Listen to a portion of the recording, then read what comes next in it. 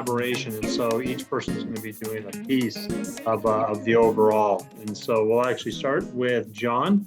So John Jordan, we'll move it over to you now, and then we'll be able to start this out. We'll actually take about 20 minutes each. We're a little ahead of schedule, so each of you can now take 20 minutes for your portion, and I'll start you out right now.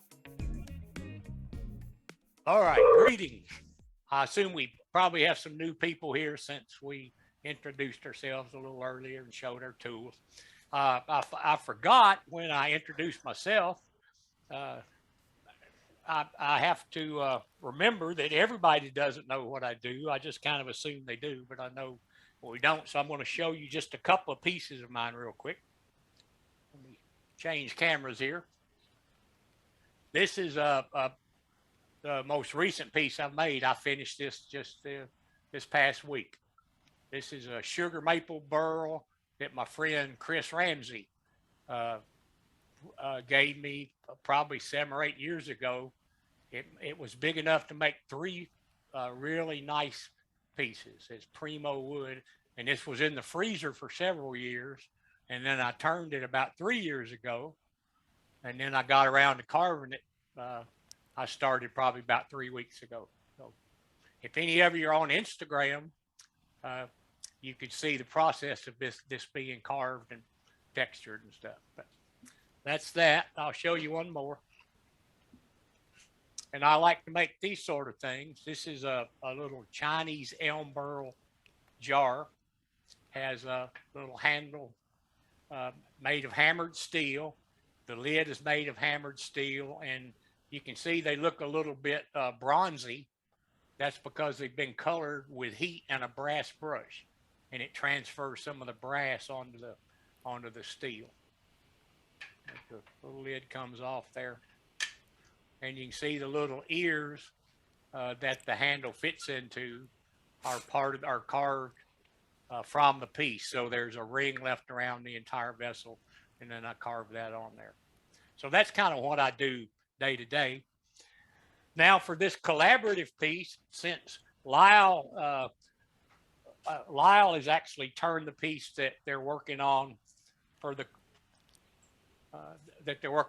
collaboration. So I'm going to do sort of a similar piece, and this is the way I would go about.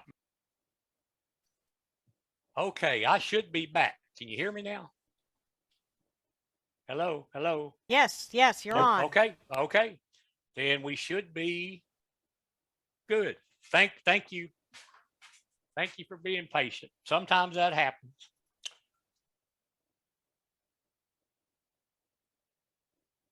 Let me get us just a little bit closer here.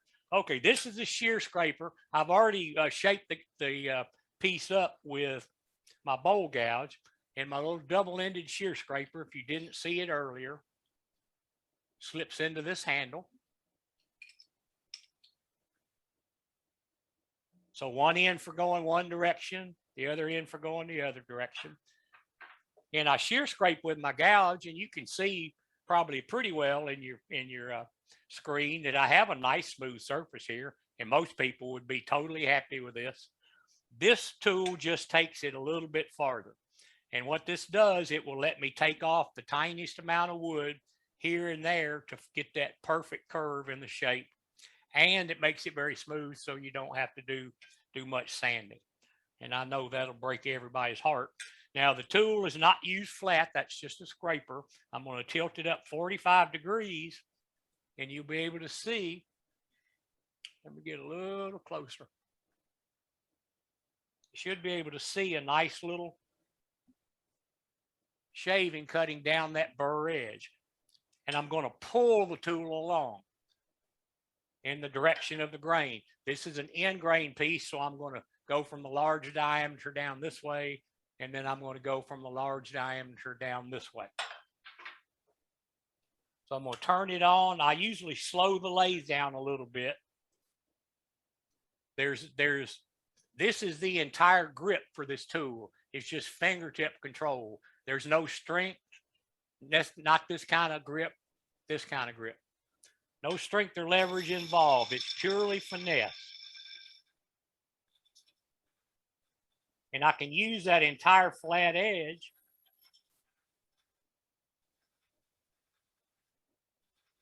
so it has a leveling effect.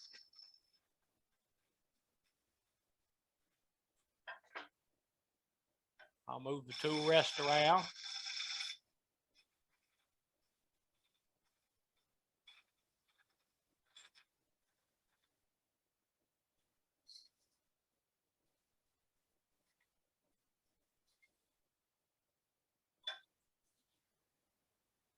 You get a perfect surface there. That would sand. You could just start with 220, take you a minute, then be smoothed up. I'm going to skip doing the lower part here. Everybody's seen the tool. I want to get on to doing the hollowing part.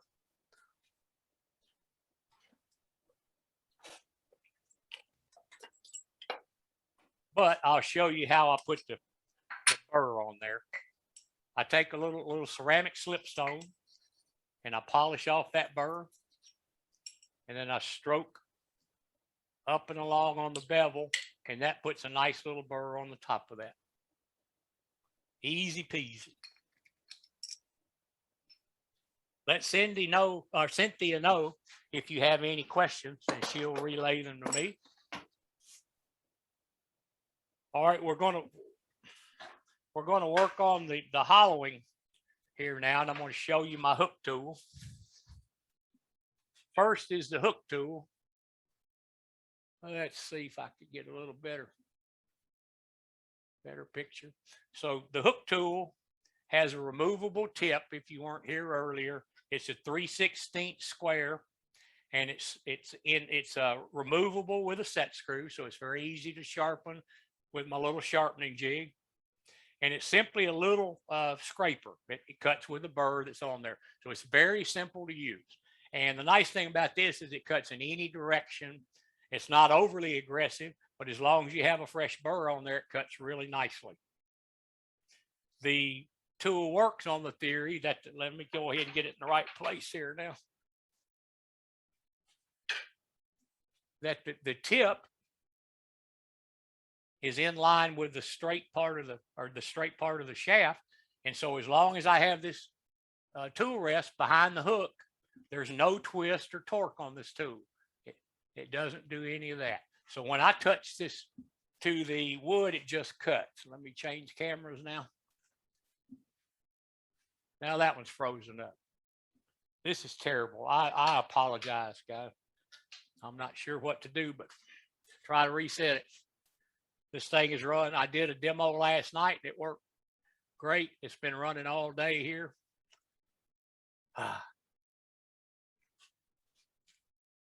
Okay, I'll be right back. I apologize. Something that I can help with? Alan, it started locking up again. I've had zero trouble for 6 demos now, and it worked last night. Is Zoom just locked up? If you stop your video, no, it's not Zoom. No, the cameras are locking up again. Oh, the camera's locked up. Okay, restart your computer. Come back in. Well, I just restart Zoom. I mean, vMix, not. Maybe. Well, it does. I know it works. Okay. Yeah. But I have to get it to quit. Okay. So I came in just in time to have a look at this. Well, this oddly enough, since that issue, some months back, I've never had another issue. It worked good last night. It must be for my entertainment. I guess. Yeah. So that's 2. It did it just a minute ago. If you weren't here a minute ago. Okay.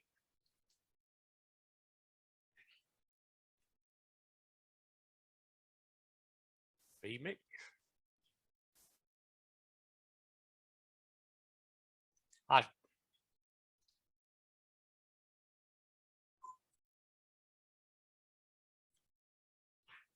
Can you hear me now? We can hear you. Okay, I wasn't sure if that was while it was restarting. Okay, we should be good now. Now, John, we have a couple of questions. I saw the one that said, how deep can you go? These full-size tools, the 3/4 inch tools, are good. Of course, it depends on your skill level. or your familiarity with it. As you practice, you can go deeper. But I tell people probably the limit's about 11 or 12 inches. Most of my pieces that I do with these tend to be in 9 to 12 inch range. The mid size or the half-inch tools are good for about 5 or 6 inches, and the small hook tools I have are good for Christmas ornaments and little birdhouses and things like that. Now I'm going to use, I saw a glitch there. That's never a good sign. I'm going to use this arm brace handle. It goes right up against my side here. I'm standing directly at the end of the lathe in front of the workpiece. And I can swing my body like this to turn, but all of the leverage then goes through my elbow up into my shoulder, my entire body weight. So that's how I control it. Some people like to use straight tools, but I hold them the same way. I lay them under my forearm rather than holding the tool back here and going through this. I don't like doing that. Is that the same tool you used for that big vessel you showed earlier? It is, Yeah. yes. Yes, I do everything with these. Yes. Yeah, this particular tool and the straight tool, I do 90% of what I do with. I don't use the small tools very often. I do smallish pieces with these full-size tools. Now I'm going to make some cuts so you can, the first time here, so you can see me using the arm brace handle, and then I'll get a close-up of the hook tool kind of in there. But I'm going to make a few cuts here. Now, I've already used the straight tool and gone straight down through the piece. So I've opened it up so I can start with the hook tool. And I'm doing cuts to the side. And I'll stop there. Well, John, we have a question regarding the double-ended shear scraper, advantages over a negative rake scraper or a skew at high angle for outside of the bowl. Well, you can use a negative rake scraper on the outside of a bowl. This is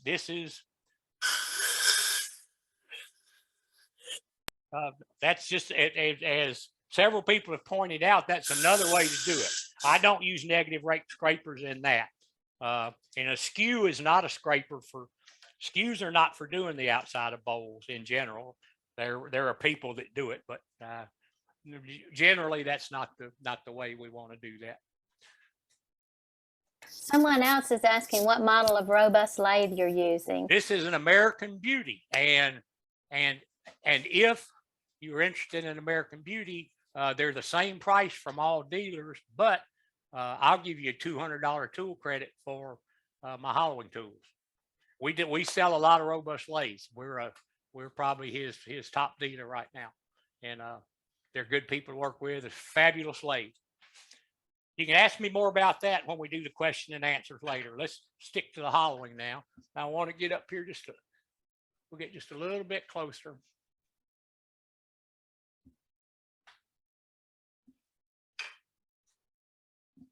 Since this is end grain, the grain's going this way, I start in the center and my cuts are made to the left,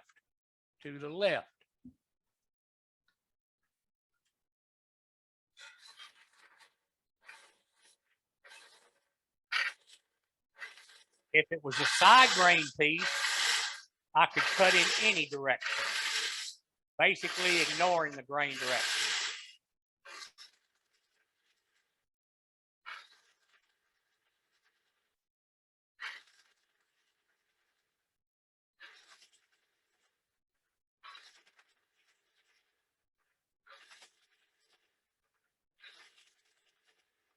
Matt, I didn't note when I started, so if you give me a heads up with 2 or 3 minutes to go, I'd appreciate it. So I have to break all those shavings out of there with my finger, and then I blow them out with the air hose. You can use a vacuum cleaner if you want.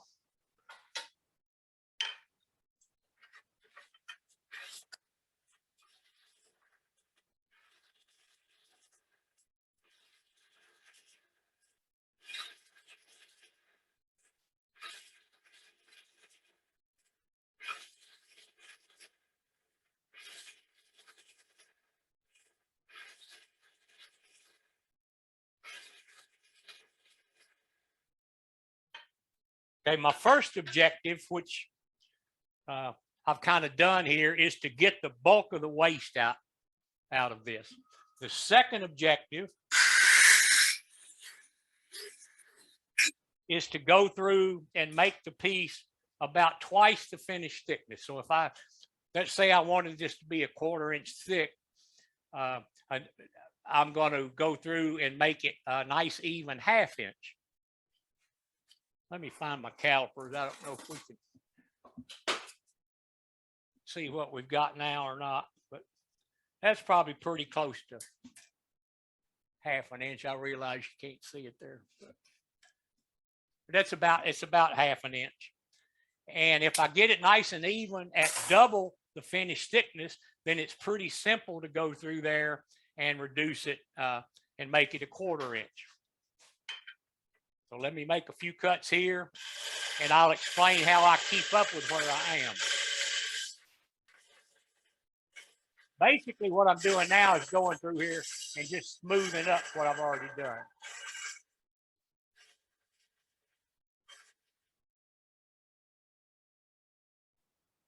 I'll speed that up just a little bit. I've left it on the slow speed from the shear scraper. You can see my left hand is where the control comes from now. I'm expanding and contracting that left hand. And now I'm going up and down the wall, just smoothing. If you do the roughing part and you cut and you push in, you go this way, you're going head on into end grain, and this will grab. So all the cuts again are made, the wood removal made cutting to the left and just smoothing cuts up and down. So let me clean that out. John, you're asked if the piece is green or dry. Oh yes, green, sorry. And I normally on a real demo, I would point that out. I'm only a green wood turner. I don't ever turn dry wood. And you can see all the pieces if you go to my website or you go to my Instagram page. All of the pieces you see there are made from green wood start to finish. The pieces I showed you a minute ago were turned from green wood start to finish. You'll never see cracks. You'll never see bizarre distortions from mine. And if you want to know about that, there are some good articles on my website regarding green wood and how to go about that so you don't have trouble. It's not difficult at all. And it opens up such a range of possibilities for your material. You can't buy the good pieces of dry wood. It's difficult to dry large pieces of wood, but it's pretty easy to get nice fresh logs from storm damaged trees, that kind of thing. Okay, I'm going to go in here and make my finished cuts. Normally I would put a brand new cutter in here, but I've only cut a few things, so act like I just went and put a fresh cutter in there. One thing I do that not many people know about is for my finished cuts, I wipe paraffin on the back of the tool and on the tool rest here. So that's as friction free as it can be. And so I feel the tool cutting inside here and not the tool dragging along the tool rest.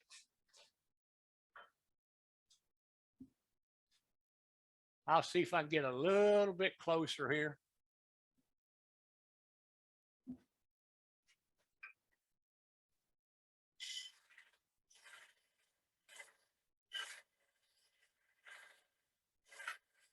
See, that's nice and controlled and relaxed. There's no drama.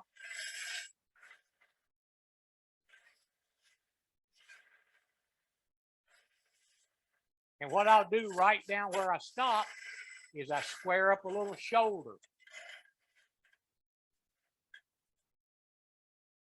And again, on my website, there's a number of articles on doing this with pictures and diagrams and all sorts of stuff.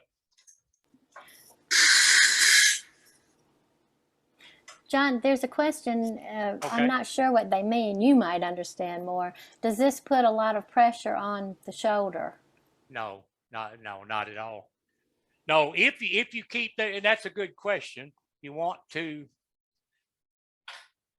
you want to be sure that you keep the arm brace right next to your body, and then there's no strain. Now, if you do this, if you look like a chicken and you're trying to see inside it, and you're doing this, yeah, it can hurt your shoulder. But you never do that. You keep your arm right next to your body and your entire body weight. And if you have a long bed lathe where you can't slide the headstock down or pivot the head or that sort of thing, where you can stand in front of it, the arm brace may not be your best option, because you have to kind of lean over the bed at that point. Now, what I've done, I've made the finished cuts down to, about here. So it's half an inch through here. It's probably, it's about a 1/4 inch down to here. And I've left a distinct shoulder right there. And you can see that when I put the tool in here. About 5 minutes, John. Okay, there's the shoulder right there. That's very clear. So that's how I keep up with it. So now I have 2 references. I have a known thickness that I've measured here with my fingers. And that's 1/4 inch or 5/16. And the second reference is the shoulder. So I go in. What I'm going to do now, I'm going to slide my tool rest just a little closer. I'm going to start at the shoulder. I'm going to cut to the left 2 or 3 times. And then I'll pull the tool up the wall and see if those cuts I just made blend in with the previous cuts, the known thickness. Cut, smooth and compare. Cut, smooth and compare. So listen to the rhythm this time. See, there's the shoulder. So cut, smooth and compare. Cut, smooth and compare. Cut, smooth and compare.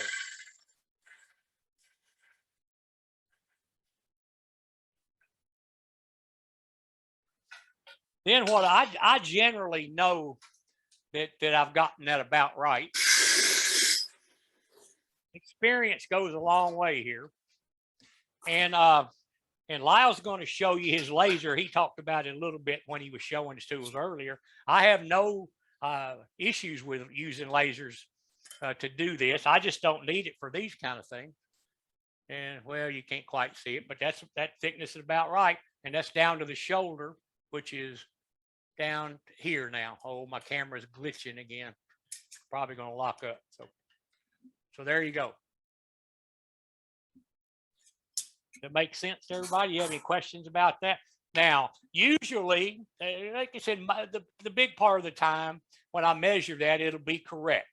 And so what I'll do, I'll go down to the shoulder, I'll turn the lathe on, and I'll smooth that last inch that I did. Not taking any real wood off now. Just doing smooth and cut. That little noise it made was hitting the shoulder.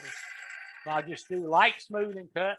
Then I'll pick up and cut, smooth and compare. Cut, smooth and compare. And so forth. And that's the way I go all the way down to the bottom. Now, on a real tall piece, I may or may not go back to the straight tool. I may or may not go back to the straight tool. I tend to just stick with the hook tool in the bottom of most pieces, though. I like the way that the sweep of this goes across the bottom. You might have any more questions? That's a very brief view of the process, but it's very simple. There's nothing complicated about it. It's simple to understand. You do have to put some effort into practicing. But if you take your time and use that method of the shoulder to keep up with where you are, most people can do it fairly quickly.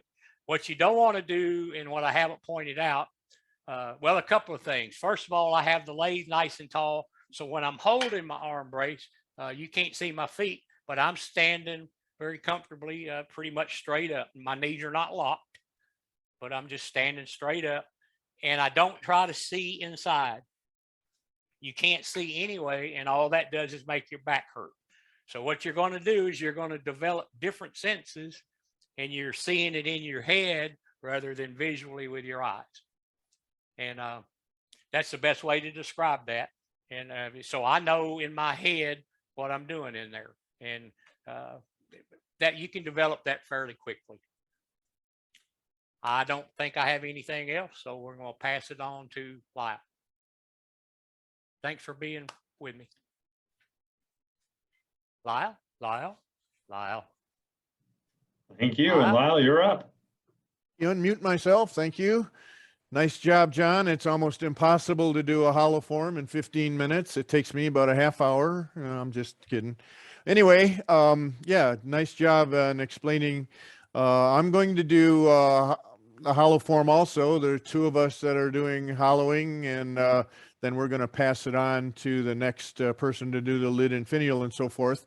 But since you people have showed your work, I'll show a few pieces that I've done. This is a crotch through a very small mouth opening that my tools allowed me to get up into to make a nice uniform wall thickness. Usually the funkier the wood, I find the better. I like burls and things with voids and natural edges. And with the captured system, it's real simple to do things like this. It's not hard at all. All right. So I like what John was doing there on the outside of his hollow form with the shear scraping. I use a bowl gouge to shear scrape with, but we want to get the outside shape done and perfect. And I do my vessels in stages, so I don't have vibration issues. So I'm going to do this in 2 stages for you. The outside is where all of the fun, excitement, creativity, design is all the outside. When we get on the inside, it's just get the wood out of there without beating our bodies up and move on to the next piece. So it's, and there's lots of ways to do this, and I'll just show you a little different take on it than John had. So I've got a piece, let me get, yep, there we go. I've got a piece of walnut on here, and have the outside already done and shear scraped and clean up, so we don't have to sand much, and then we're not ever going back to the outside again. So we're just going to hollow it, and I've got the hunter's cutter on again, and we're just going to let's use this other camera for a second to show where we're at in there. I'm cutting on the center line or slightly above, and we just need to get this wood out of here first. I'm going to just get a cylindrical shaped hole so the shavings don't clog up in there so much. And well, while we're at it, because of this, the hunter cutter on a slicing action instead of scraping, if we can see in there, I don't know if we can get the light in the right place to see how smooth this surface is. It's really things like lidded boxes where you have to stick your fingers in there and sand. This looks, because it's slicing through the fibers cleanly, it looks like it's been sanded to 400 grit already. So that's why I use the Hunter carbide, is one of the reasons, is because of the surface left behind is so good. So we're just gonna hog this out a bit.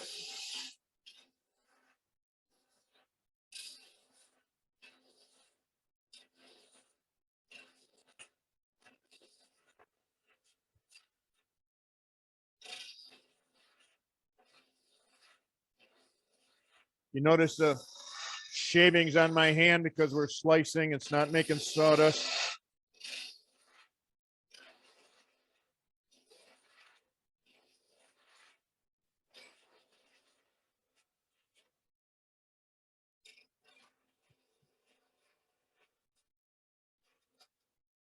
So that cylinder inside shape, the shavings just roll out of it, and I don't have to fight with the shavings. Once I start to undercut a shoulder, and I get up into the area up in here, then the shavings start to fight us. So I'm going to move my swivel now, and this is an advantage that I have. The dedicated cutters get to most things that you might want to do, but this one little spot you can't quite reach. Well, the swivel assembly allows me to get up under cut shoulders. I have 3 different reach capabilities that I can do any shape vessel that I want, all with one boring bar. And so I can get up in here and hog off some of this waste wood up in here. See, now my cut's coming towards me a little bit because the carbide cutter's heading in the opposite a different direction. Okay, so now that opens that all up in there. And so now let's put the laser on again. Explained that a little earlier in case somebody missed it. We're going to set the laser up so that there's a gap, and I'm going to use the long line of a card to show the area that I'm going to be working, and we're going to move it over and set a gap with the laser. Whoops, I hit the camera with my hand, sorry about that. And I'm going to set the laser so maybe a little fat 1/8 of an inch thick. And now that gap is going to be my wall thickness. That gap is going to be my caliper now to measure inside. So I know exactly where I'm at. I can measure down into odd shapes in the bottom of vessels and things. I'm not working blind in there. So at first, let's get this edge cleaned up. There we go. So now when we're working in there, the laser's a dot. And when we come over to the sidewall, it gets elongated and it gives me an early warning. And then when the laser disappears and shines down on the bed, the gap's left behind and I know when to stop. So this is the process. You're going to measure, measure, measure. Stop. Stop. Stop. Stop. Stop. Okay, now that wall is all measured. Now I'm just going to take a deep breath, use my fingertips, clean up the tool marks that are left over from the measuring. It's just like you hear the little hissing sound. If you can hear that on the camera where the high spots were. Just like taking a pencil and writing a curved line on a piece of paper. Just that simple. And one of the reasons it's that easy with the captured system is, again, with John's suggestion, I use wax. And so we wax up the boring bar and the handle and the backrest so that we just have this fingertip control and be able to clean up tool marks. So I look in there and I see, uh-oh, I got a little tool mark left behind. Okay, how do I get a tool mark? With the lathe off, I'm going to go back and forth, get a little muscle memory. I can feel a little bump right up here at the rim. Now I'm going to turn the lathe on and sweep back and forth. Boom, make it go away. All right, let's go in now and measure an area down into here. I'm just going to skip ahead a little bit. So we're going to reset the laser for the territory in here. The long line now is that direction of an angle. I'm going to bring it over here. So now if I'm in there, that laser's in the wrong place where it was before. I've got to move it over. So the laser moves quick and easy and accurate. And we can hog off down underneath and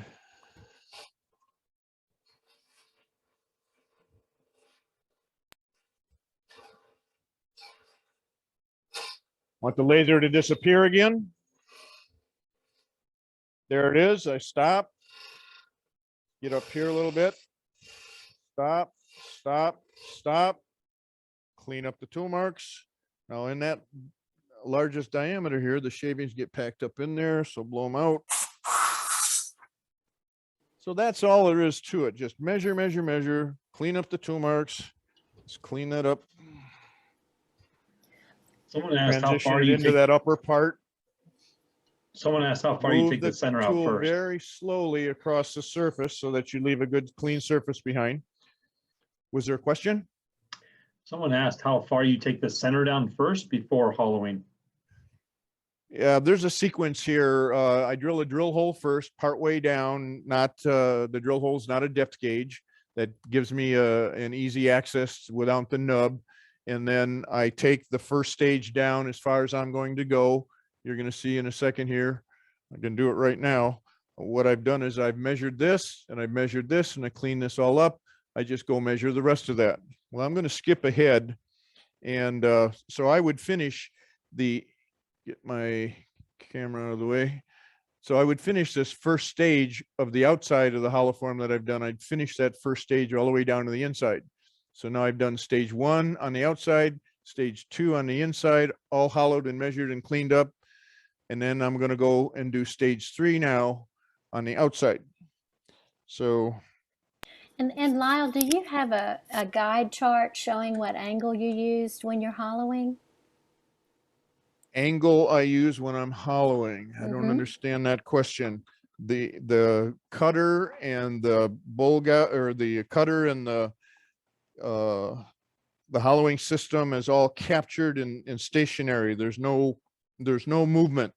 There's a 10-year-old kid can do this. I think he's asking about the swivel head. Oh, the swivel? Is that what they're talking about? Where do I put the swivel? I think so. The swivel is there to get where you need to go. It could be in 100 different places. It can be straight in. It can be over to the side like I've got it now, about a 45-degree angle. It can be all, when I was doing that that vessel here, it was all the way over 90 degrees. Well, you can't see it. Oh, here it is. Okay, it had to be 90 degrees to get all the way up under that shoulder. And I've done pieces where you can even come backwards. The swivel assembly is going to be moved in an infinite range of motion wherever it needs to be to make a cut is where you put it. There's really no rules that certain angles for it. Okay, does that answer the question? I hope. All right, so now we're gonna, let me put this back on the overhead camera. All right, now I've finished the outside completely down to where it's going to sit on the table, and I've hollowed it out down here, measuring this wall as I went. So 2 things happened. The drill hole is gone now that I started with, and the sidewall is done as far as I need to. It's all measured 1/8 of an inch down in there. So now I'm going to make the cutter. How much time do I have left? Matt didn't say 5 minutes yet. Yeah, no, Okay. So I'm going to move the cutter. You can see, keep my hand out of the way. I'm going to move the cutter straight now towards the headstock so that I can get down in the bottom. And I'm going to set the laser now with no gap. Right there at the tip. Now this is so cool because we can see what's going on under here in the wastewood. And when I'm in there, I know exactly how deep I am. I don't have to worry about my depth. I could make my bottom really nice and thin if I want. This is great for lidded boxes or Christmas ornaments and things where it's important to have a nice thin wall. So we can see that surface coming across the bottom and finish that up to my sidewall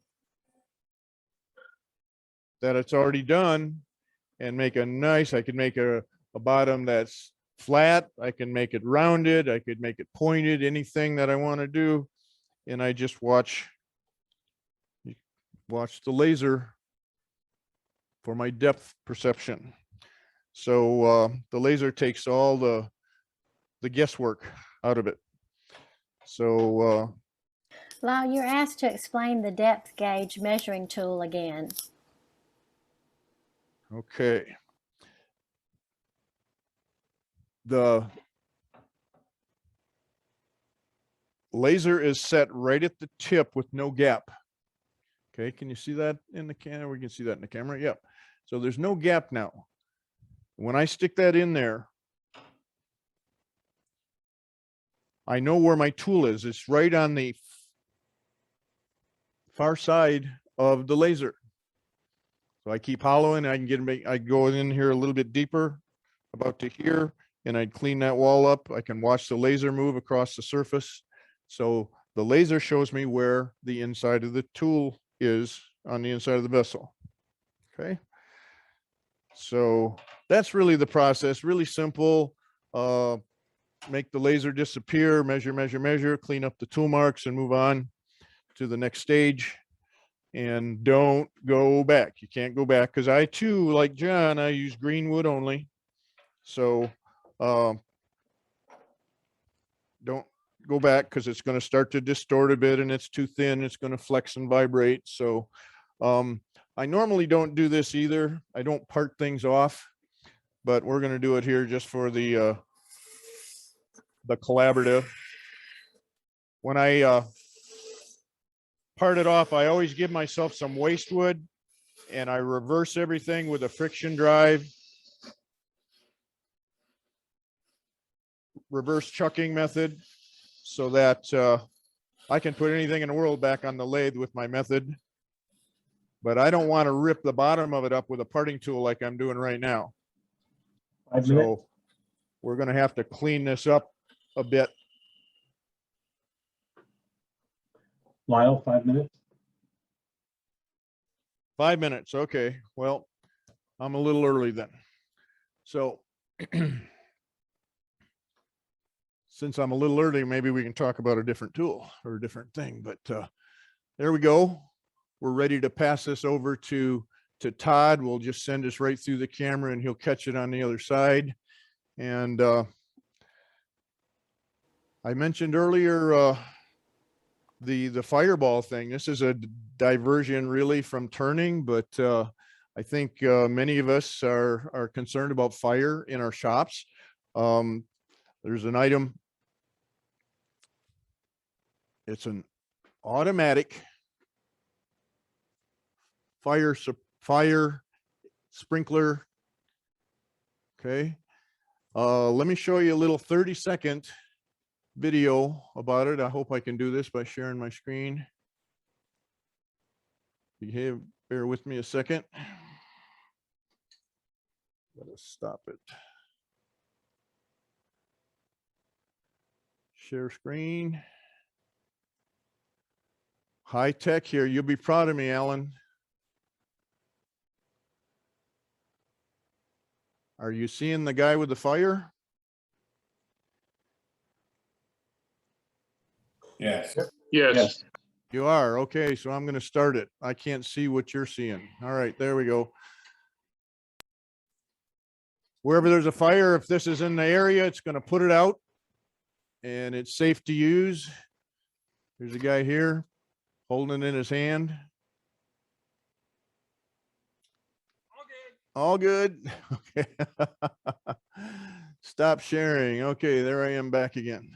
All right, so that's available and it's new on my website to put in your shops 24/7 of protection for your shops.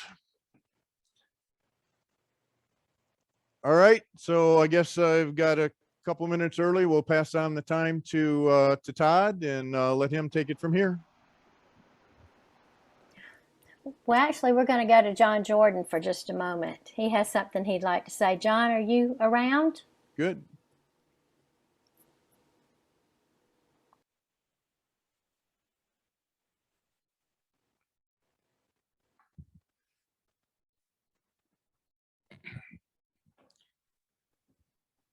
No, we can't hear you.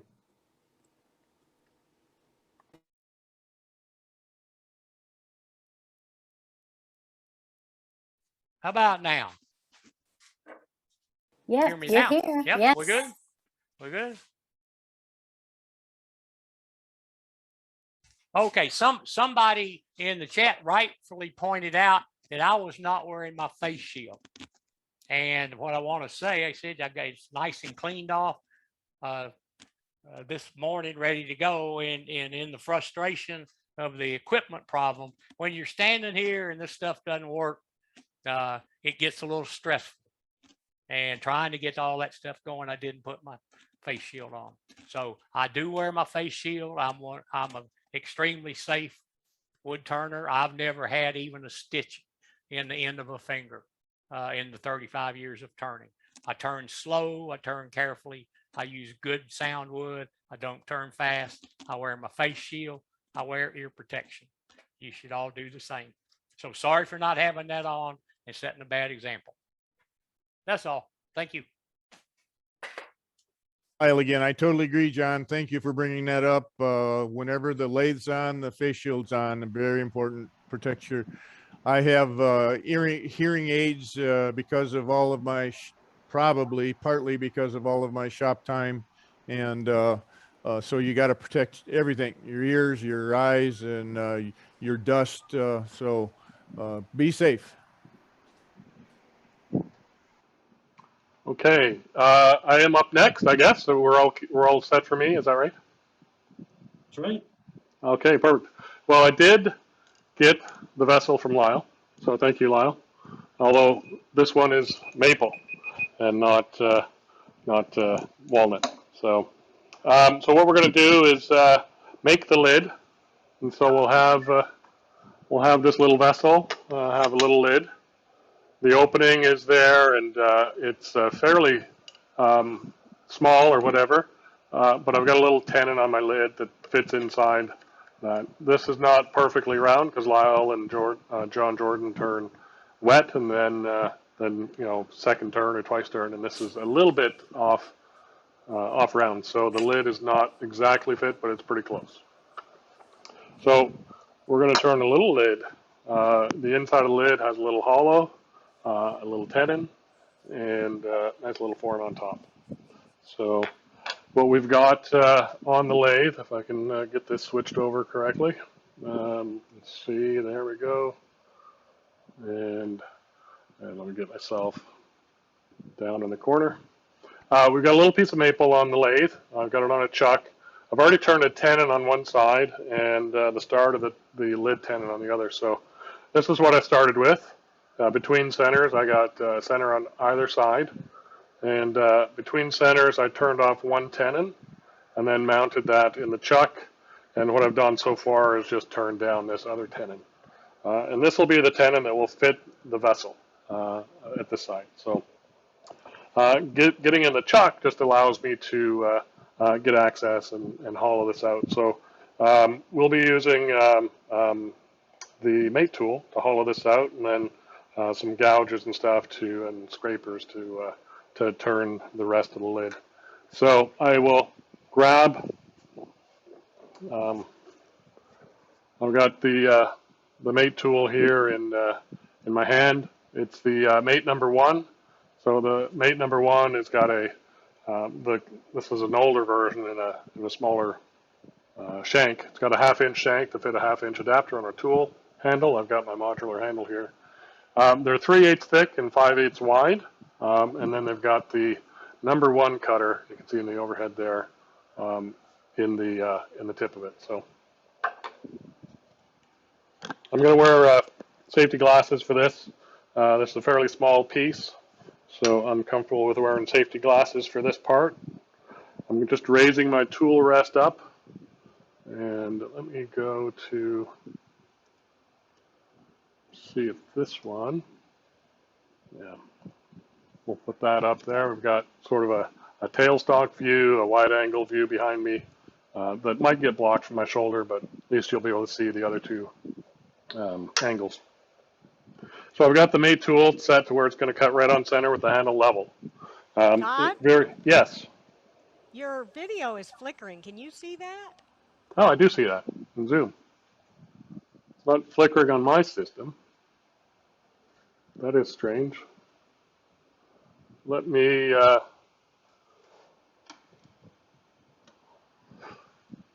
change the camera for a quick second and change it back to see if. Okay. And is that just that camera? I wonder.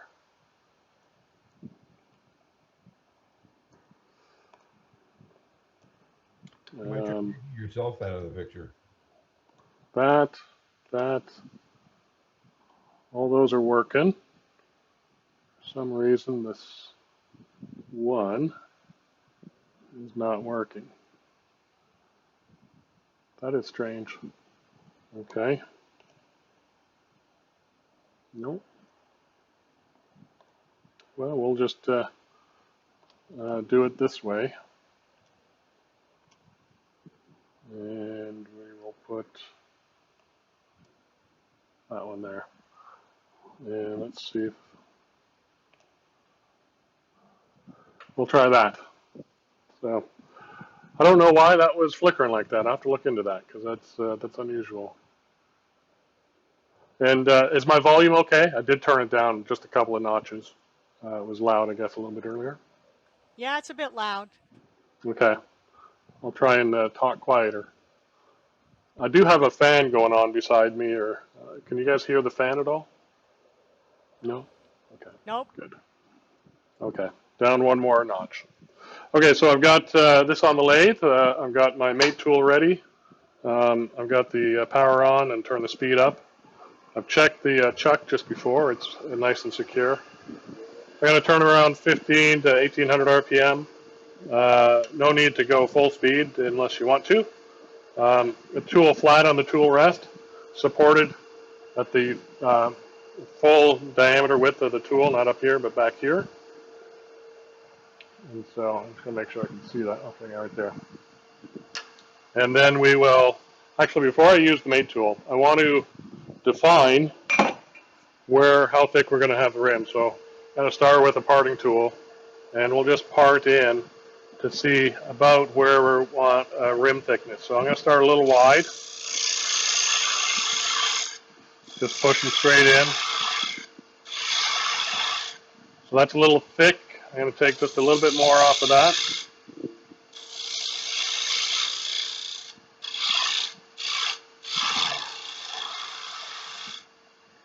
That should work. So now we'll get the mate tool back up there and we'll hog out that center part. Very simple tool to use. Cuts both in either direction.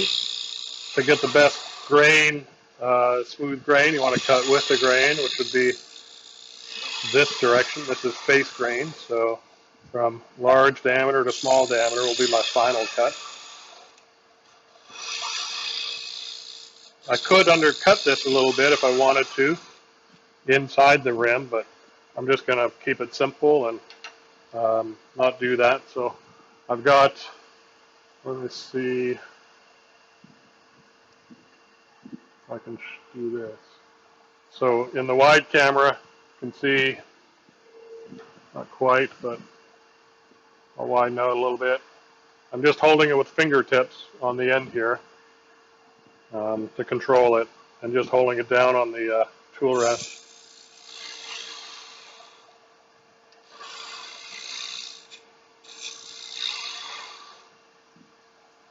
These use the little cup cutters, carbide cup cutters. This one is the Mate 1, which has a 6mm cup cutter. And the cutter is set at an angle down from the nose of the tool, so it slopes down. So that allows you to kind of get the tool. I'll get that right in front of that turning there. So it allows the cup to sit at a slight angle down, so it cuts rather than scrapes. So we'll stop and take a look. And we get a pretty good finish off that. I've got a little bit of tear right around the rim from the parting tool, so I'll go back and hit that again. And then we'll go just a little bit deeper as well.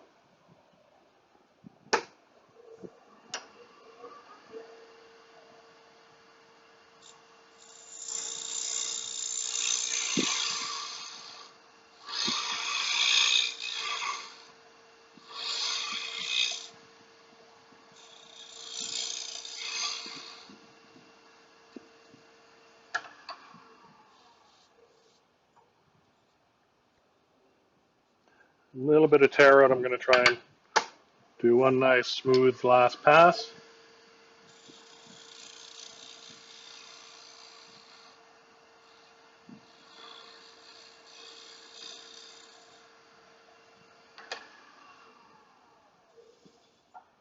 There we go. That looks pretty good to me in there. So I will now start forming the underside of the lid. This sort of shape here. We'll start forming there. So we'll grab a bowl gouge. I've got the Carter & Son half-inch bowl gouge. It's probably too large for what I'm doing here, but it's what I got sharpened. So, and I'm going to sneak up on this a little bit.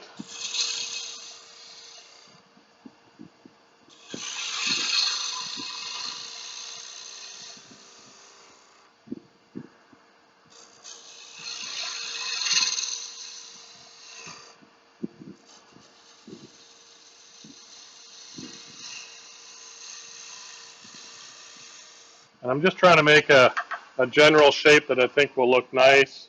I want a flat right around the perimeter here, just for the top of the vessel to sit on, or for it to sit on the top of the vessel, I should say. And then just a sort of an upswept curve. And I'm kind of deciding how big. This lid is actually meant for a slightly smaller vessel than the one I have. So it's a slightly smaller lid than the one I'm using, or the one I've got for the other vessel. So we'll just continue shaping that a little bit. I'll move my tool rest a little bit and take another pass here.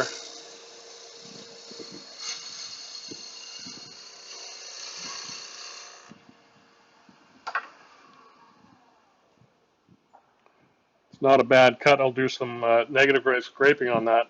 What I want to do is relieve the backside a little bit so I know where my lid's going to end. So I want to relieve this edge here on this piece, just so I can kind of get a better idea of the design. So I will just nibble away with the bowl gouge here.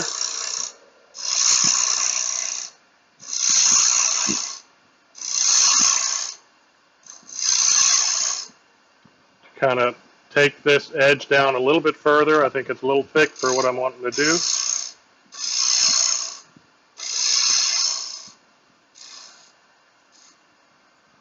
I think that's about where I want it. So, I'm going to make this radius tighter.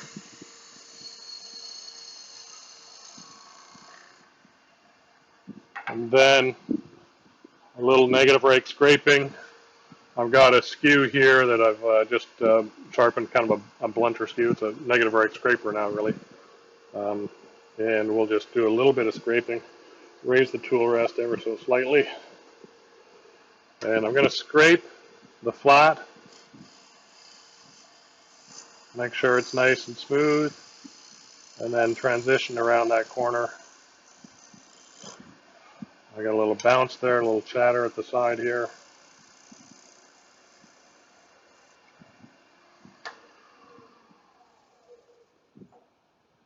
Inspect, take a look. I think that looks relatively good. We'll zoom in a little bit here. And it's a nice little piece of figured maple. So now we are, we'll call that good. We need to turn this around and mount it in a jam chuck to turn the top. First, before I do that, I'm going to just soften a few edges. I'm going to relieve this edge, and I'll scrape this tenon just ever so slightly.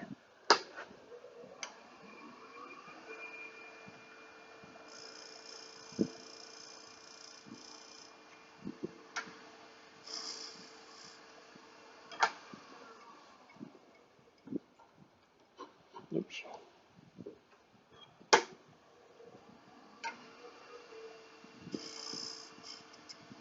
I realize I don't think I cleaned up that edge either, so.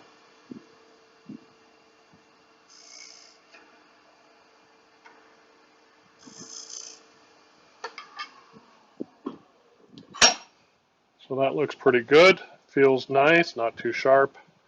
Let's reverse mount it.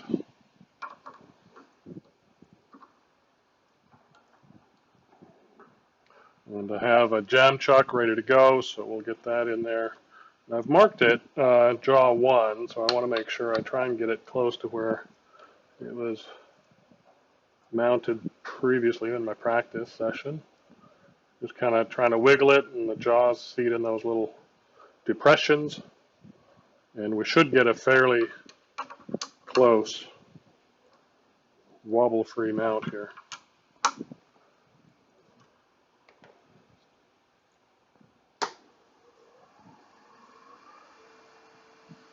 Looks good to me. So I did prep this, so it should be almost there, which it is. Actually a little loose now. So we'll get a little bit of tissue. It was that last little scrape I did on the tenon that I think made it just a little bit loose.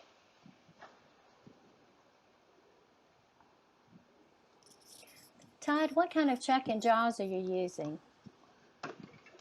This is the, it's actually an Axminster chuck. This is the SK 100, or the Clubman, I think. Yeah, SK 100. Is that on? That's not quite on screen.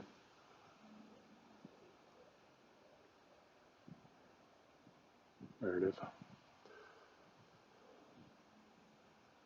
It's got these O'Donnell jaws on it, which are kind of nice. They come down to a sort of a cone. And I've got the different inserts. This is actually 50 mil jaws. I've got it reduced down to 38 mils, I think, for what I'm doing here.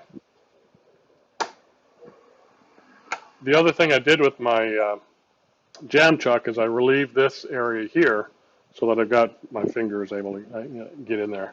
The first one I did, I didn't do that, and I ended up having to scratch it up a little bit to get it off. So learn my lesson. And we will form the outside with using a bowl gouge. No, 4 minutes. 4 minutes? Okay. Well, that went a lot quicker than I thought.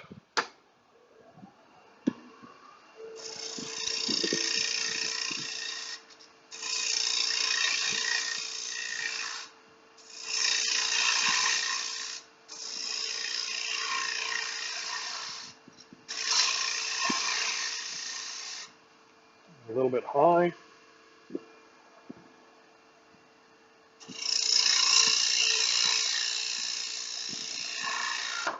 Yeah, there it goes. Didn't quite stay in the jam chuck. I was trying to rush and take too much at once.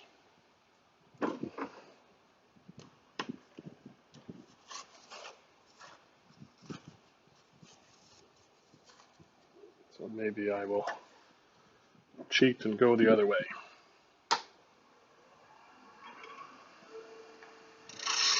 We'll push into the jam chuck instead of pulling out.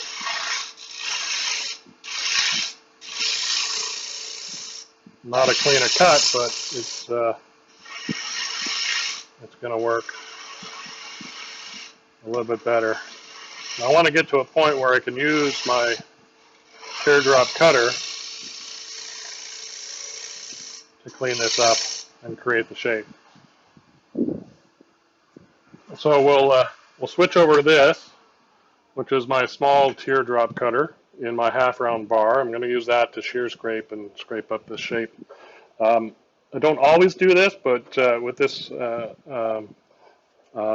tool, you're able to do quite a bit, especially with the curve. You can get a nice OG curve in here, so that's what we're going to shoot for. This teardrop cutter is T1 high-speed steel. It's a hard-wearing steel that's normally used or has been used traditionally in industrial planer blades. So in fact, that's how these are made. So we've got a basic shape. The cutter gives a pretty good finish on it. I'm going to drop the tool rest a little bit, drop the handle, and get more of a shear angle on this cutter. to do a final pass.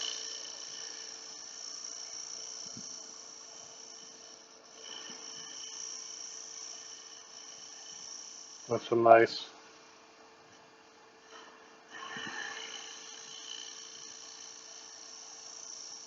wispy shavings coming off.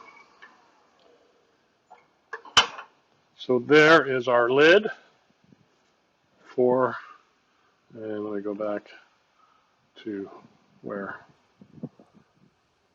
this one. Our lid, and then we can pass this over to Cindy.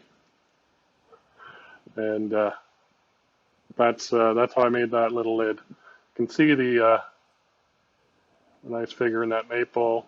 It's a little thin. You know, the thickness through here is probably about pretty good. Could go a little thinner, but for a quick demo, that's what we got. So.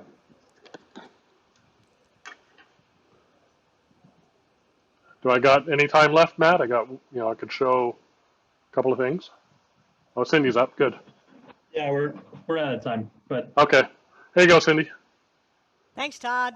So I'm going to start off like a couple of the other guys did and show you what I'm known for. Lidded vessels with finials of various kinds. And what I'm going to do for you today is we've got Lyle's and John's vessel and Todd's lid here. And I am going to make a finial for them. And I can't do that finial in this amount of time, so what we're going to see is pre-recorded. I've got my dry piece of wood in a tenon, on a tenon in the chuck, and I'm starting by roughing down the last 3/4 or an inch of the piece, and then I'll take away the tailstock. And I'm going to do this all without tailstock support because the tailstock requires, or the tailstock damages the wood, which means I need to have a little bit of wood between the tip of the finial and the tailstock point that gets removed at the end. And if I want a tip on my finial like this, small and pointy, I have to be doing a lot of this work at the very end when the finial has a thin section to the headstock side, and that piece of wood that was there to protect the tip from the tailstock, when it removes itself from the wood, oftentimes it will put enough force into it to break the finial. So I don't use the tailstock. Here's my vortex, and this is good for getting into those tight V grooves and just cleaning up the bottom of it. It's not the only thing I use it for, but it's a real good one. And I'm working starting at the tailstock end and moving towards the headstock, completing each detail as I go, so that I'm always working on well-supported material. And that's why I haven't roughed down the entire thing. I just roughed out the very end, and now I'm doing this delicate work here. And when I say completing each detail, I'm also going to do the sanding at this point. And you're not going to see me do all the sanding I would do, but I'm going to describe to you what I would do. I'll start sanding this small stuff with 1000 grit, and I've rolled the paper so I have a little radius to sand that cove. And I will then go from this 1000 grit to 2000 and 4000 for my final sanding. Then I will move on to the next detail, and I'm laying out my details here. My finial is 3.5 inches, 90 millimeters long, and I'm going to put a little V groove at the base of the finial. This is the fillet at the bottom of the finial, and then I can size the base of the finial to the diameter I want it to be and continue to do some roughing out. What I'm using here, this is the bowl gouge that I showed you, the 40/40, and what I'm using for the details, like at the tip and everything, and here we are with it right now, this is my 3/8 finial gouge, and I'm going to use the 3/8 on this entire piece here. It's about 7/8 of an inch, or 20 millimeters or so in diameter. It's 3.5 inches long, 90 millimeters, And so something like this with these kind of details is 3/8 with its small radius tip is all I need. I'm using the wing right now, planing with the wing like a skew chisel. And I use the tip cutting downhill. When I'm cutting downhill, I point the tool downhill, and planing is just for parallel with the axis of the lathe using the wing here. This is how I get the thin cross sections. Number 3 in my 4 guidelines to finial success is that I'm using my fingers on the other side of center to put an equal amount of pressure from my fingers as I had from the tool cutting. Now, I've made my little mark where I want the separation of the 2 elements, and that was 16 millimeters, 5/8 of an inch from the bottom. I like to draw my finials out so that I'm working from a drawing, and that keeps my proportions what I intended them to be. I'm not getting too thin at the headstock side here as I work this upper part of this onion bulb shape. This is that finial gouge again. And I will cut downhill, pointing the tool downhill, and then I'm using the wing with a bevel rubbing cut. You can see it really clearly here to work in that shape. When I get to where I'm not wanting to make such an aggressive cut, I will close the flute and scrape with the wing to do the very finest details. So that finger grip that I have there, I've got my thumb and little fingers on my side of the tool rest with an opposing grip. So I have a lot of control over the tool. My other hand is right on the ferrule and is holding close to the end of the tool as well. My fingers on the other side will not get hot because they are not pushing very hard.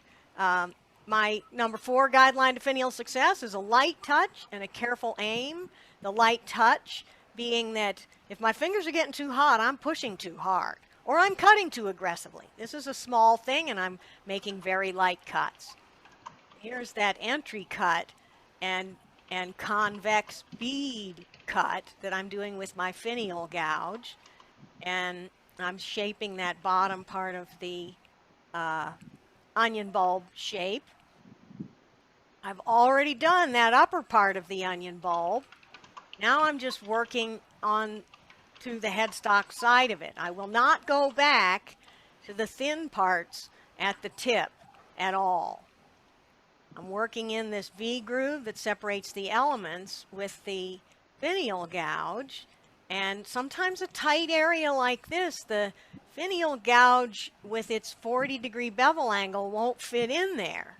And in a minute I'll be picking up the vortex to get into that tight place, easier than the finial gouge will do.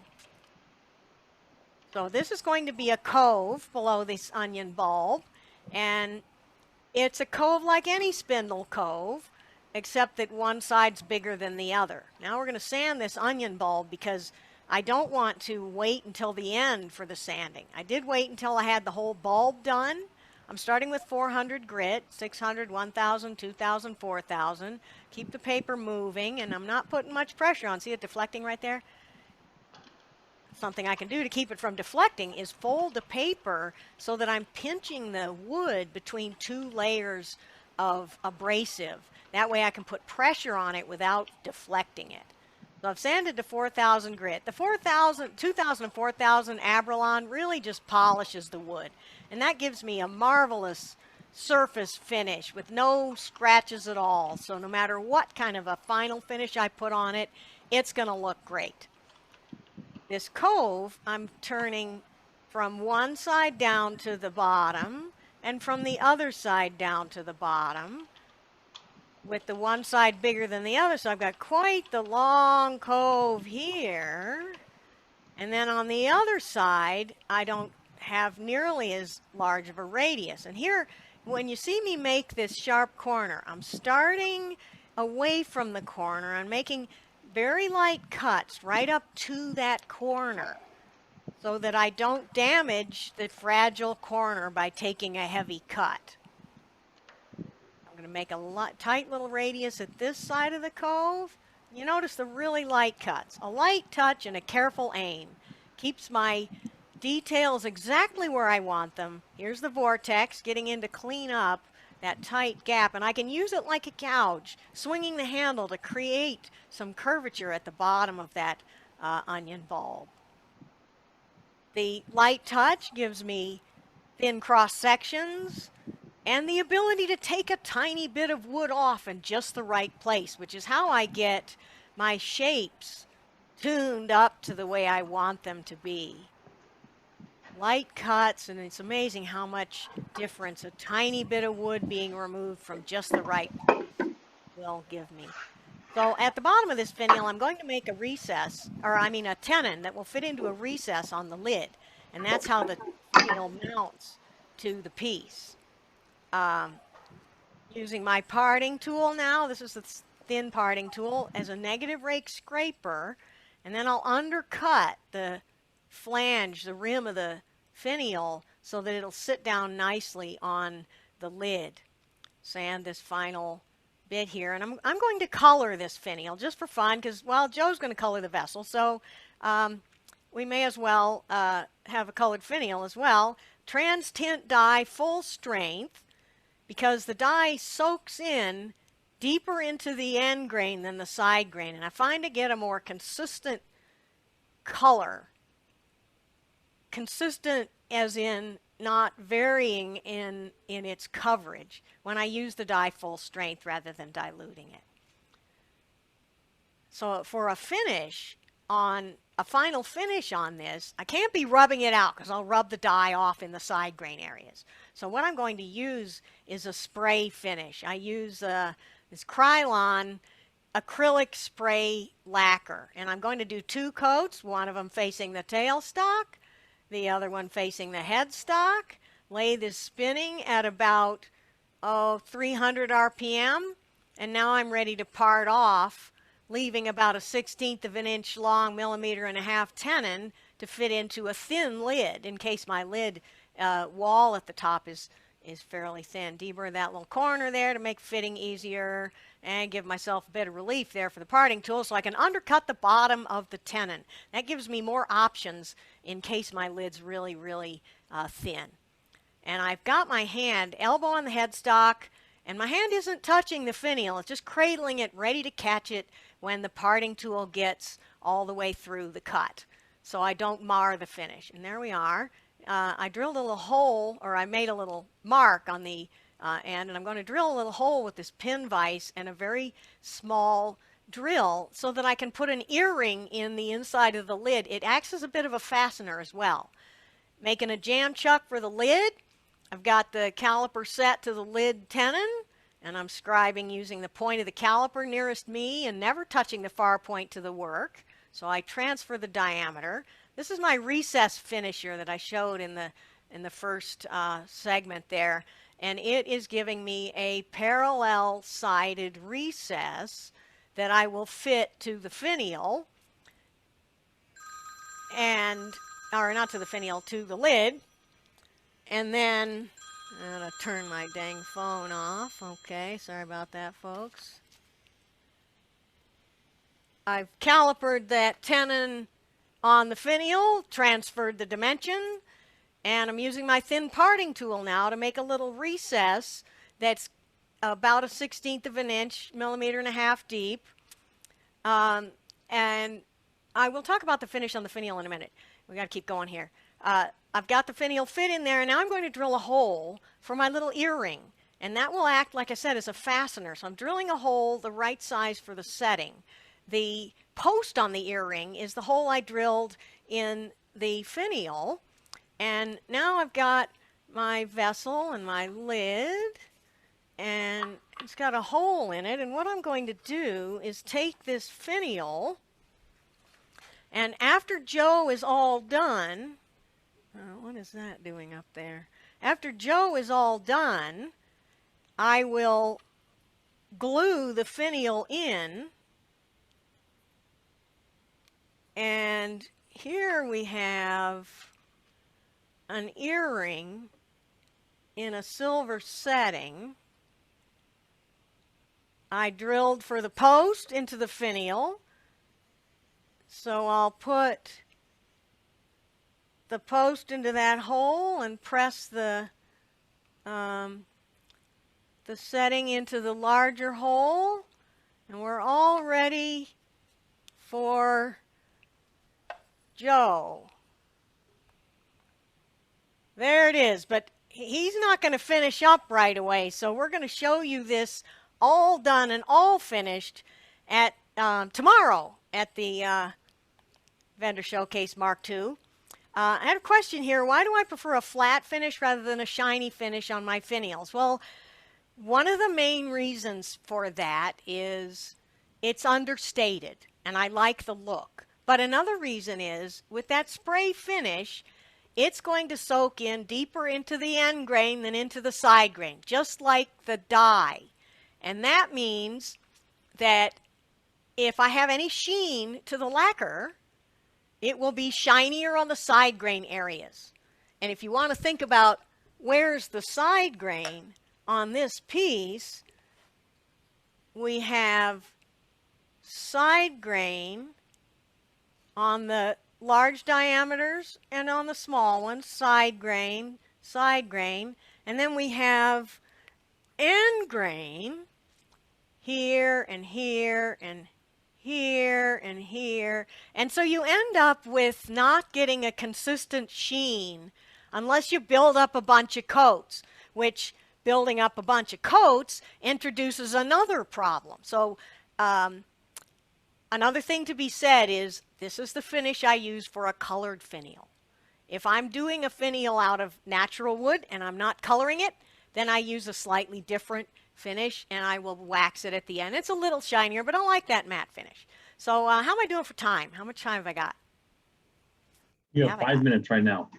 All right, so I want to show you the live center that I was using in turning that finial. This is one that I make. It goes into a number 2 Morse taper, and it's about 7/8 of an inch, so like 22 millimeters diameter, and it has replaceable or interchangeable tips. And this one is it's 3/8 diameter, 10 millimeters, and it's a little cup point. It's an undercut at the rim and has a very sharp, tiny point, so it doesn't put a whole lot of hole in the end of the wood. In other words, for end grain, it's less likely to split the wood, and it won't do as much damage on the end of my finial. I've also got a couple of other tips for it. These are the 2 that it comes with, and I also make a flat one and a pointless cup as well. And I just wanted to point that out. And then if you want to see the jaws I was using, Tod was using the same thing here, and this is that Axminster SK100 with O'Donnell jaws, and I really like those because I can grip a small tenon with a lot of strength. A lot of these long skinny jaws deflect when you hold a little tiny thing in the very end, and yet the jaw body is out of the way of my hands as I'm working on the end of the finial. So I really like these. I don't sell them, I just like them. And that just goes to show, and here's another view of that, just goes to show how, you know, sometimes we're using something that we don't even offer for sale, but it's good and I use it. So I'm not just about selling stuff, I'm also about making stuff. And I guess that's really all I have. If there are any questions, I can answer them. Oh, somebody asked me about the inserts that go into a one-way live center. Yes, I have the same style of tips, extended and smaller in diameter, that fit into the one-way live center. They are not the same tip because, let me show you this one again. This center, this live center, is much smaller in diameter, and it has a 6 millimeter hole in the bearing, whereas the one-way has a 3/8 diameter taper. So they're not interchangeable. I have not seen that live centers are interchangeable much at all. Okay then, so I guess we're back over to you, Matt and Cynthia. Thank you all very much for watching. Great, that was awesome. We'll move on now for Joe Fleming. Okay, so thank you everybody for doing a great wood project. So I'm going to talk about coloring, and what I want to show you first is a couple things as I do coloring, things that I consider. Let me change cameras here. So when I am airbrushing, before I do anything on any given day, I warm up. And the way I warm up, and is if you've ever watched any airbrushing videos, you will see people do drills. And I do those same drills every time. So I practice aiming is a skill. So I'll put a series of dots on the paper. Of course, I put it right under the, you can't even see those. Let me get a marker. I put a series of dots on the paper that then my goal is I want to be able to spray and hit those without making a big slobbery mess. So I go down and I try to just put a tiny little pip of paint on the paper right on the dot. That's teaching you hand-eye coordination to make sure you can go where you want the paint to go. It's also teaching you trigger control, so you put just enough. I practice doing lines vertically.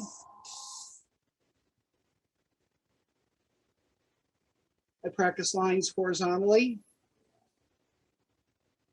And the trick is I don't want these little dark spots at the ends of the strokes. I want it to be a clean line like that, so I don't have the pips of paint. So I'm warming up for that. We're all wood turners, or most of us here. So I practice making circles. And I do a variety of other things. The point is I do a lot of drills to warm up my trigger finger, so to speak. Now, airbrushes give you, so Cindy talked about saturating the finial with dye to make it be all even color. That's a problem with round vessels that we make, because when you put dye on a vessel, it's going to absorb unevenly, and it's very, very difficult to achieve even color with dye when you're just wiping it on like Cindy was doing. So with an airbrush, you can control how much you put on, and you can put a consistent amount down. And that's why I do it that way. And that's why one of the huge things about control with an airbrush. But here's the other thing about airbrushes can do. I can draw very fine lines. This is a 0.3 needle. It's what I sell mostly. But I can also do big shaded areas that it's very evenly colored. We can do, airbrush gives you all kinds of control. You can, for example, take a straight edge and mask an area, and now I have a clean, crisp line, curved if I want. I showed you the mountain plates earlier. So something that I would do is take a piece of paper, usually just, I like to paint on top of white, this is watercolor paper, and there's just my notes for today actually, but I can make it into a mountain. It's just ripped paper. I can use my airbrush and spray against that torn edge from a high angle, and now I have a mountain. So you can accomplish a lot of effects with store-bought templates like this one, with homemade ones, just a torn piece of paper, or you can use Frisket, which is like a clear film that you can cut to specific shapes, which is what I did on those plates. All of that is stuff that when I teach, I do demos and online as well as in person when we're getting back to in person. And I also do classes in person. And I've done a class online that worked out pretty well. So I do an online class as well, where we walk you all the way through to where you end up with a project completed at the end of a day. So that's a one-day class. So those, you can find out more information on my website and give me a holler. Be happy to give you information. So airbrushes provide lots of versatility of what you're doing. Now, we had coordinated this whole thing between all the five of us so that I would get the lid and the finial yesterday. And FedEx tried to deliver and failed. So it's en route to get delivered. I just checked about 5 minutes ago. It's not here yet. So I'm going to cheat and say years ago when I was at the Rocky Mountain Symposium, I bought an auction piece from Cindy, and boom, there's a lid and a finial. This isn't the one that Todd did or that Cindy made, but it gives you an idea of a finished piece of where we're going. This one happens to be, looks like it was dyed black. And you can actually see here on this piece, I'm going to hold it up. You can see that white spot right here. That's what Cindy was talking about, that it didn't penetrate quite as well on the side grain as it does on the end grain, which is just above the onion and just at the bottom of the onion. So that's what we're trying to avoid. Now, when I do airbrushing, I often paint. First of all, I mostly use paint. That's my personal preference. Can you use dye? Absolutely. Everybody has mentioned safety. I do want to mention that as well. When I'm airbrushing, I work in my garage is my shop. I'm sitting there now. The front of my garage is off here to my right, and the back of the garage toward the house is to my left. I'll do it this way. And I have a fan blowing across. So I have outside air coming across and blowing across my workspace, not right where I'm spraying because I don't want it to affect, but I do want it to keep any fumes that accumulate here to go out the garage door. I have the garage door mostly shut because it turns out that my neighbor's gardener is out there right now mowing and blowing grass and stuff. So hopefully that noise doesn't come in here too much. So when I'm painting, it's a matter of what you're trying to affect. So here is the vessel, and forget about the surface finish on that. I did a terrible job, and this is going to get sanded off. I told you that's a good eraser. But the point I want to make is this is spray on lacquer. This wasn't actually airbrush paint. And if you look right there, you can see the grain of the wood projecting through opaque gloss lacquer. So this is going to get sanded off. And I was thinking I wanted to do a base. But then as I was watching Cindy, I said, you know what? That's not going to work with that blue finial. So the color she chose is, I'm going to call it a royal blue. When I say royal blue, I don't mean like the Dodgers or the Kansas City Royals royal blue, what we in the United States call royal blue. Royal blue is really regal blue, meaning it's a purplish blue. It has a little hint of purple in it. So one of the things that I do is I spend a lot of time looking at the color. I'm going to switch this around so you can see it better.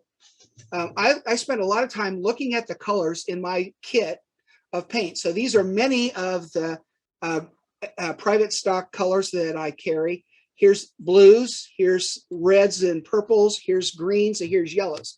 So I'm trying to think, okay, and I was doing this while everybody else was demonstrating after I saw the finial that Cindy was doing. And so I'm trying to figure out, okay, what colors are going to work on this? So I decided instead, I painted the vessel white. So I didn't worry about down here too much because I want to paint that a different color, but the top edge is all painted with opaque white. But even then, if I can get up closer to the camera, maybe you can see off the edge of it. It's kind of shiny, but you can see, I can see the grain of the wood through that. It's not, that's not really my purpose here. So it's a blue finial. Right now it's on clear maple as the lid. I'm thinking I'm going to leave the lid alone. And what I want to do is use colors that are going to complement that finial. So I'm thinking what works. So I'm kind of thinking out loud here what I want to do. So what I decided I was going to do is I'm going to switch airbrushes here.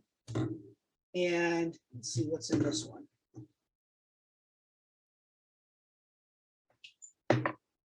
I don't want to use that one. It's dirty. I have a whole arsenal of airbrushes here. It makes it easy for me to switch without having to clean. So, but let me talk about cleaning. If you look in here, you'll see it's a little bit white. I was spraying with this airbrush, the white paint that I sprayed on this vessel. I was using the fan tip that I was talking about earlier, and I'll go ahead and use that again.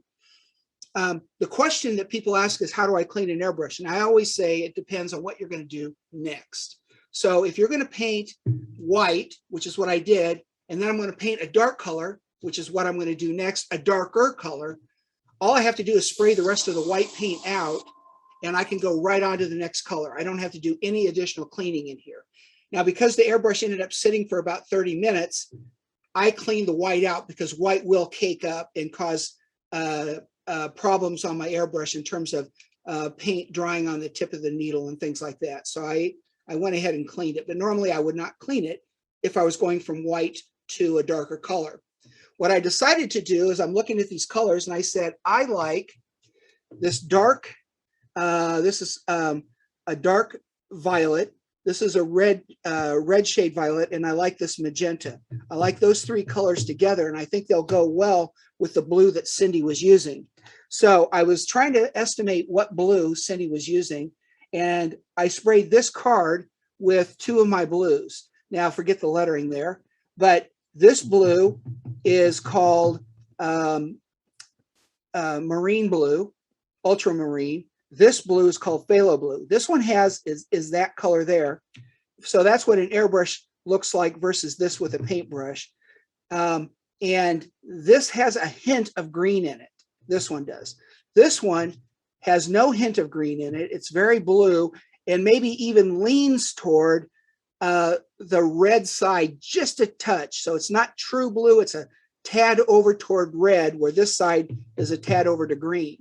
So I think I'm thinking her color is more like this blue. And so that was the one I was comparing to when I was making my choices. When you're working with an airbrush, anytime you're painting, you want to have a color wheel so you can think about where the colors are going and how you're going to play with them. And if you take a class, I would teach you how to use that appropriately for what you're doing. So what I'm going to do is I'm going to paint this thing with three colors here. Here's the magenta that I picked out. Here is the red shade violet, and here is the blue shade violet. Those are the three I'm actually picking. So now that I said blue shade violet, I think I picked the wrong one. I want violet. And I'm going to zoom back here real quick. I want you to see my work surface. So besides my fat belly, here's what you see when I paint. By the way, this is how I set up all the time when I paint, other than the electronics. I paint, I'm left-handed, so my spray tends to go this way. You notice that anything I want that I don't want paint on is all over on this side. So I'm careful about the direction, and I put a roll of paper towels right here to collect overspray so it doesn't spray over there. Before I learned that lesson, all my spray bottles ended up looking like that, where they get paint on them, because I would always right-handed pour the paint, set it down, and everything got sprayed. So I told you I have an arsenal. There's part of the arsenal. Here's all the colors I'm using. There's a box over here with more paint, which I'm not going to be touching for now, and some other accessories over here, which I'm not going to play with at the moment. My cleaning equipment is all sit right here. I've got a bottle of denatured alcohol. I've got a bottle of water ready to clean. I have a cleaning cup, and I have some water here for cleaning. And this cup here actually has denatured alcohol if I need to do some heavy duty cleaning. So that just gives you an idea of how I set stuff up. So what I'm going to do is I'm going to start with the lightest color here. I was looking for the purple. Let me find it. There it is, violet. That's the one I wanted. So I'm going to start with the lightest of the three, which is the magenta. I'm going to put a little bit in the cup, and I'm actually going to take this big cup off, and I'm going to put a smaller cup on. Why? When you have a big cup, you have a tendency to want to fill the cup. Well, if I filled the cup, it would use half a bottle of paint. And I have a rule that says I never put paint back in the paintbrush once it comes out of the paintbrush. Why? Because I never want to contaminate this paint with either another color or dried bits of paint.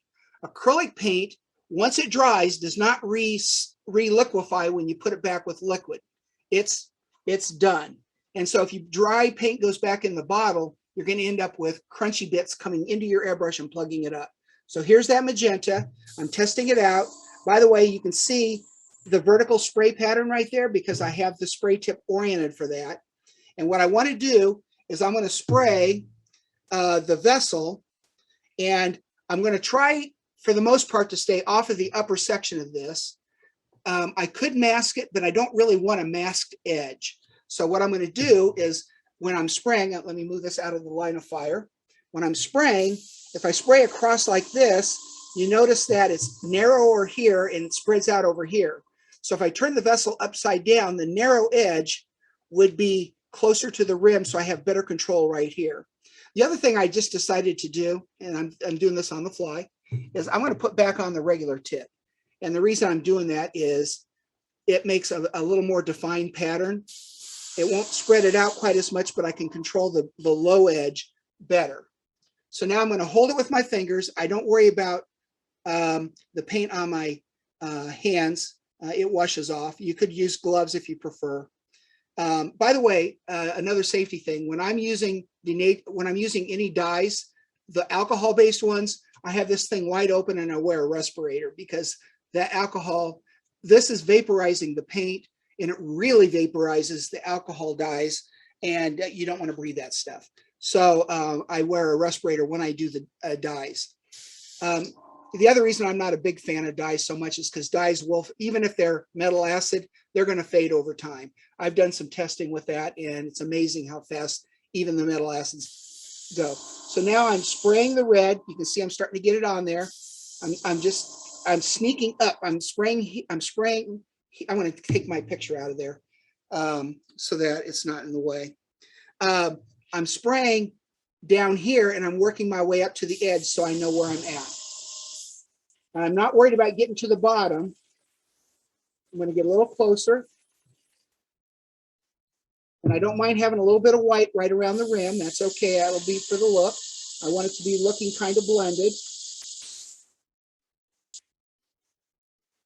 I'm spraying at a pretty extreme angle on purpose. And my paper towels over there are getting red.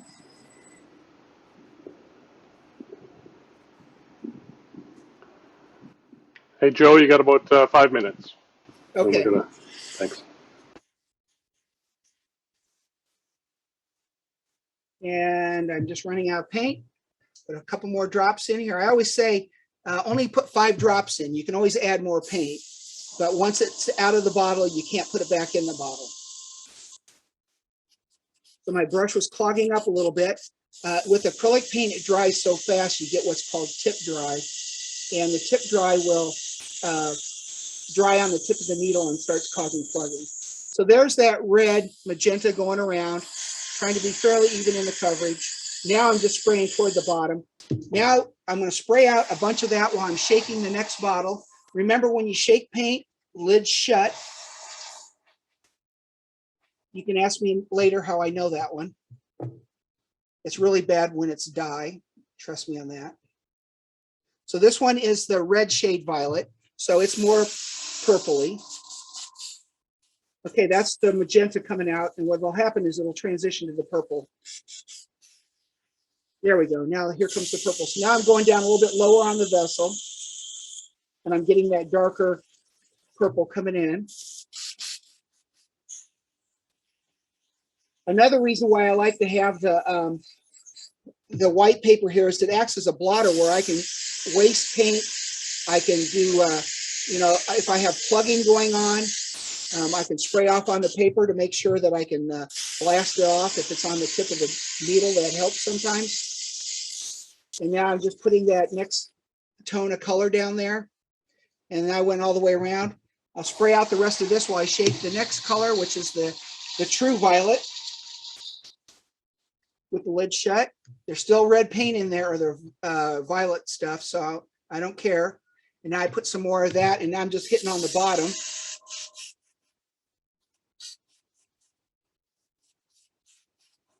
So I'm getting tip dry on the brush. So I got to come in here, and I'm going to clean off the tip of the needle. I can see the paint on the tip. You guys can't.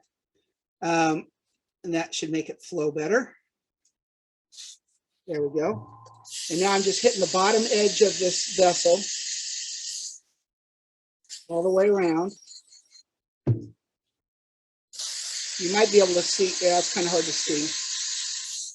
The one thing I should mention is when you're buying an airbrush, you should always look for a double action airbrush, meaning there's a trigger motion for air and a trigger motion for paint.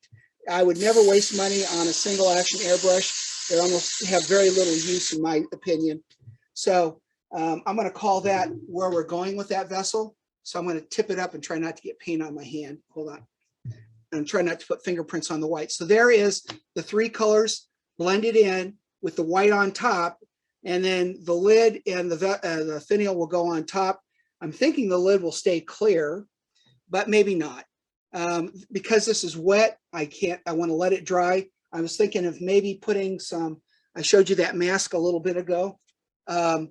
This template, I'm going to switch to a dark color here. You know, I could use this and make,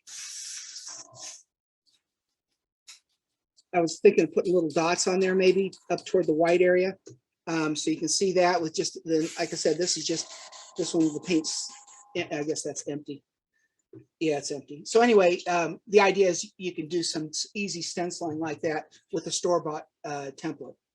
So that is airbrushing in a nutshell. That's kind of what I do. And so this vessel will be ready for show and tell tomorrow.